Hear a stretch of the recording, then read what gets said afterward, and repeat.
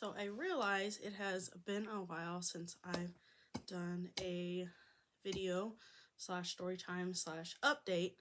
So I think this might be my first video of the new year, 2026.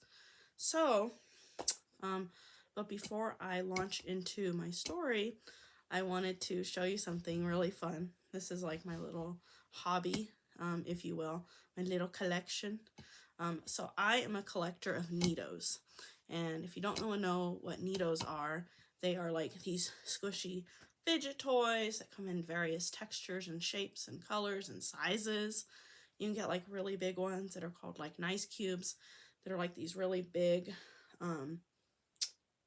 they look like ice cubes, but they're squishy, and they come in various, you can get them like firmer or softer, and they come in all different fun colors, but you can also get ones that are like spheres and you name it. So my church was that I've been a part of now, consistently a member for like about a year, gave me this welcome gift. I go to the Rock Church, and they gave me this welcome gift. It says, "Welcome to the family." And when I got it, I was like, what am I going to put in this? Because it's a vessel. So I almost gave it away, I think, if you saw what's in here, peeking out. But I decided to use this as my vessel for my Neato collection, so I can show you my Neatos that I have so far. These are the smaller ones, and I got a lot of them actually in my Neato advent calendar that I got for last year, which was super fun. So that's just what I wanted to show you there. But now on to my story time. While I do a little bit of my like nighttime skincare routine, I'm going to tell you about just like my updates this year so far. Now we're into the month of March 2026. So when you see this video, I'll probably upload it sometime between like March 3rd and like maybe like March 6th. So when you see this video, it'll be like the first week of March, basically.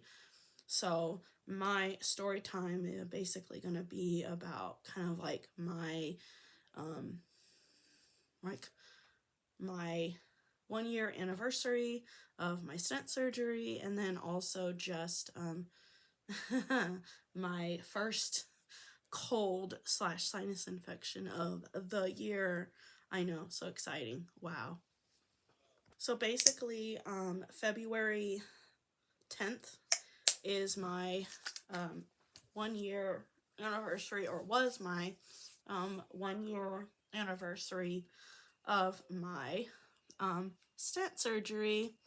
I know, that's crazy. I feel like it came really fast, like, and I feel like so much has happened since my stent surgery, like just so many positive things, and reflecting on what has happened and where I am now. I just kind of want to give you like a little bit of an update on what I've been up to and what I've been doing the year of 2026.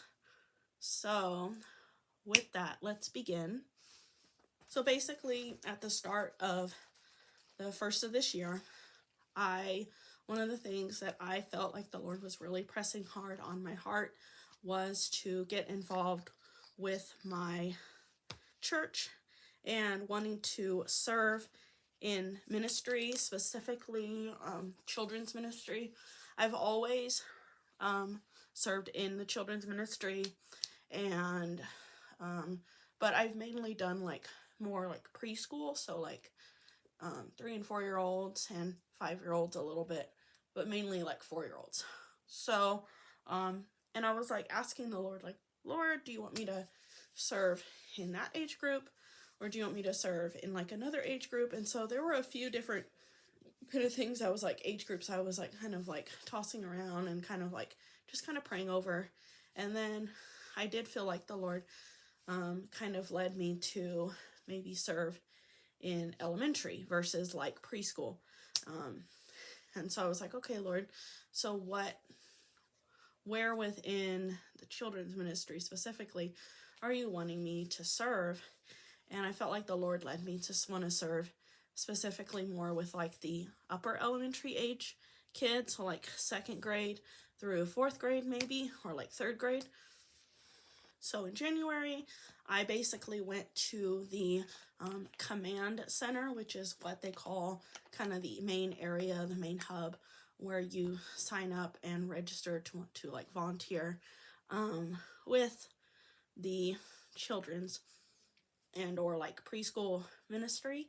So I did that in January and basically got the ball rolling for that. So the end of January, had like an interview with basically the director of the children's ministry. And it was a really good conversation. I love just the overall like vibe, and I also love just like the mission statement, so to speak, of like the children's ministry and kind of like their heart for serving the kids in the community is along the same vein with like my heart for wanting to serve in the children's ministry. I definitely feel like it's a calling, and I could go on and on about that. Like I love kids and I love working with kids. And so just like when I was sitting in, I was like a lot of just like God just kind of like reaffirming and like revalidating like this is where you're supposed to be. And it was really cool just to hear like the mission statement of the church and their heart for evangelizing to children, and not sugarcoating it or like skirting around it or anything like that, but actually like going into God's word and presenting the gospel to kids is something that I feel very strongly about. And I love being part of a church that has that same mission and that same heart. So then in February, I actually I basically was like celebrating my 1-year anniversary with my stent surgery. So February 10th was when I had the surgery. And then I was released from the hospital after an hour after overnight observation the following day. So I didn't actually physically come home until the following day. So like February 11th was when I actually officially came home and everything.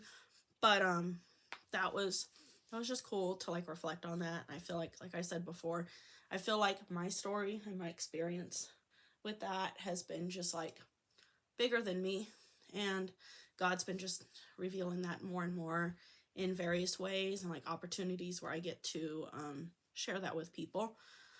So that was really cool. So that was like the first part of February. And then Valentine's Day, I have started a tradition now for the last few years. It's been probably like 5 years or more that I'd like to put together like little like kind of like little gift bags for like my coworkers for Valentine's Day. So it doesn't matter if they're single or if they're married or if they're in a relationship or what their situation is. My thing is I love to just put together like a Valentine's Day little gift baggies to give out to my coworkers. And it's something simple. This year I did like a little gift bag with like 2 pieces of like Ghirardelli chocolates, and then like a little Valentine, and then like a little fidget toy. It was like a little heart-shaped fidget toy, like a little poppet. So just something simple, but I just feel like, I have always been of the mindset since I was a kid that I think Valentine's Day is for everybody, and it's what you make of it.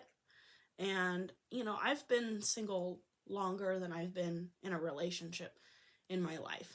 And so, and I've been on both ends of Valentine's Day. I've been the single one for the majority, but I've also been, I've been in a relationship, and I've been on the receiving end of Valentine's from both platonic friends and romantic connections, and everything in between. And I just always feel like, to me, Valentine's is for everyone, like plain and simple.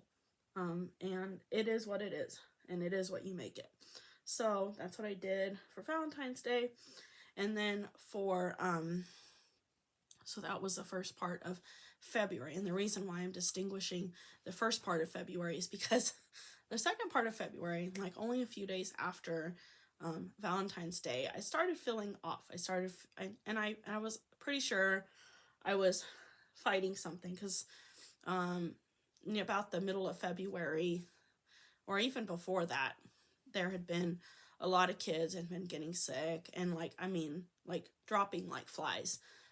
I work at a school, and so of course, like, whenever you have weather changes, the time of year, the first part of the year when kids are coming back from Christmas break, is when a lot of times you have kids getting sick and getting the flus and colds and whatever else is just going around. And so I was like, oh, well, I'm going to do everything I can to like boost my immune system.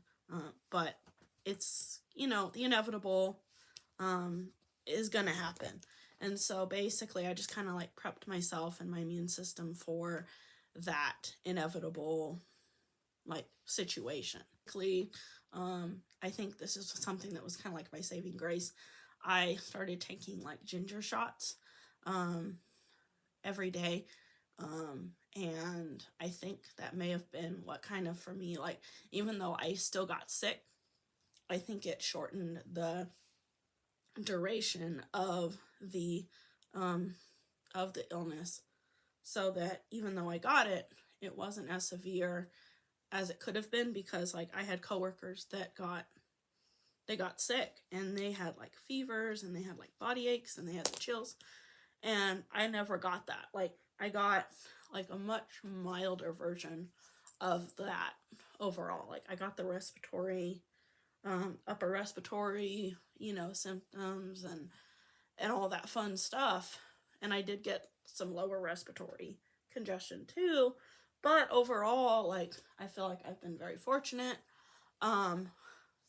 As even now speaking, I can say that, because, and then, as of last Tuesday, my newest symptom that I'm currently battling is a inner ear infection. So basically on Tuesday, my ear started,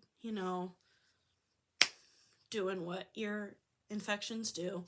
And thankfully, it's not as bad as it could be. It's more so just like my hearing and stuff like that. It feels like sometimes it's like underwater. So I called my doctor on Friday, because I had tried to like do like kind of like the wait and see, like treat it at home, but like wait and see kind of method, which is what a doctor would tell you, with the eardrops and like over the counter stuff. But none of that was making a difference, which usually it does. And so basically I did that, and then finally I was like, you know what? I'm just going to call my doctor. So I called my doctor, and basically got an appointment with them. So actually today I got off work early and went to my doctor, and they saw me, and I took my first dose of amoxicillin.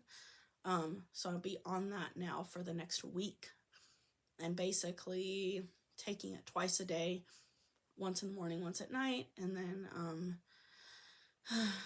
basically, hopefully, my symptoms should improve, my ear infection should improve within like 3 to 4 days is what the doctor said.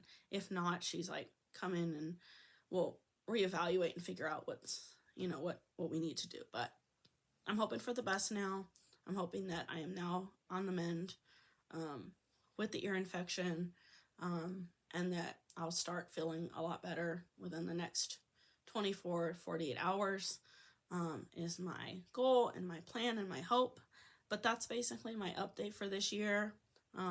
It's been kind of like mostly good, I would say. I mean, all things considered, even with getting sick, it could have been it could have been worse, you know? And I did have to take a few days off of work with that in mind. But, you know, sometimes you just need your body needs that rest. And so, with all that to say, I am thankful. So far, 2026 hasn't been so bad. You know, getting over being sick, but like I said, it could have been worse. And it wasn't. So, and one more thing, I forgot to mention this just because this is also fun. Because for those of you that know me, I'm also into Korean skincare. So, the products that I was using during the video, I'm going to show you. So, the first one is this, and I'm probably going to pronounce it wrong, the Pyeongchang Yule Ultimate Calming Solution Toner. So that was my first step. That's like my more watery toner. And then my second step was the Beauty of Joseon Glow Replenishing Rice Milk Toner. So this is like just a little thicker. And then the lip mask that I'm using is the Laneige Lip Sleeping Mask in Taro Bubble Tea. I love this one. It's one of my favorites. And then the serum that I'm using is the Metacube Hyaluronic Acid Multi-Peptide Serum. So that's that one. And then the retinol is the Som by Me Retinol Intense Reactivating Serum. I love this one. It's gentle on my skin. I don't notice any irritation or anything with it.